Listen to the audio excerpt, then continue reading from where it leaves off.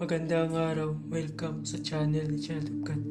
Ngayon, ibahagi ko sa inyo ang aking kaalaman sa karunungang lihim. Narito, orasyon pampaampat sa sugat o paningin. At kung bago ka pa lamang sa channel na ito, huwag kalimutan mag-subscribe and click the bell icon para laging update sa mga bagong video na ina-upload ko. Maraming salamat.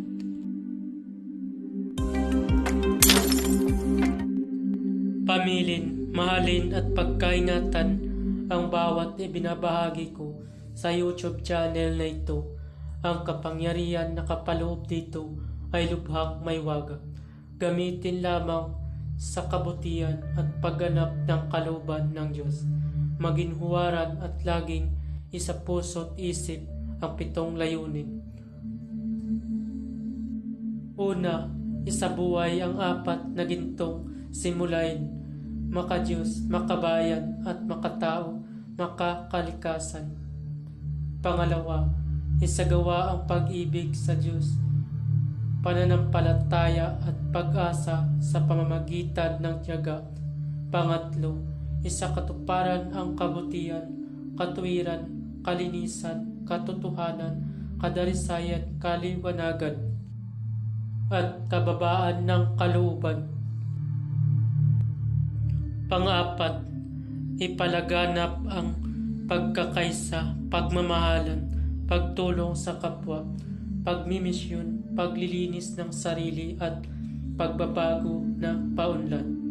Pang-5, magkaroon ng paggagalangan, pag-unawaan at pagmamahalan sa isa't isa bilang mga kapatid at kapwa-tao. Pang-6, maging dakila sa isip, sa salita at gawa para sa Diyos, sa bayan at tao. Pang-7, ipagpatibay ang kautusan ng Diyos, tumulong sa pagpapaunlad ng katauhan ng bawat kasapi ng samahan, at tumupad sa hadikain ng Diyos sa tao. Sa pamamagitan ng pagsunod sa mga layuning ito, ang isang naghahanap sa Diyos ay makakasumpong sa Kanya at hindi pagkakaitad na Kanyang liwanag. Pamamaraan, magtirik ng 3 kandilang puti at magdasal ng 3 Ama Namin, 3 Aba Ginong Maria, 3 luwalhati at 3 sumasampalataya. Pagkatapos magdasal ay isunod ang orasyon. Pagkatapos usalin ng orasyon ng 3 beses sa isip, ay iihip sa tubig na panghugas o sa sugat na para madali maghilom.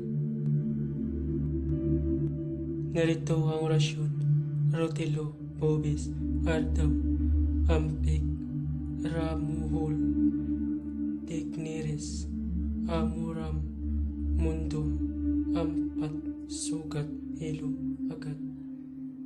Rotelo, Bobis, Ardaw, Ampik, Ramuhol, Digneres, Amuram, Mundum, 4 sugat, hilo, agad.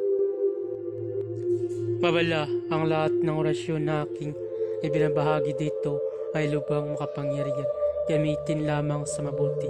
Kung sino man ang gumamit sa masama ay mayroong bad karma. Maaari maghirap habang buhay hanggang kamatayan. Maraming salamat po. At kung bago ka pa lamang napadpad sa channel na ito, huwag kalimutan mag-subscribe and click the bell icon para laging update sa mga bagong video. Maraming salamat.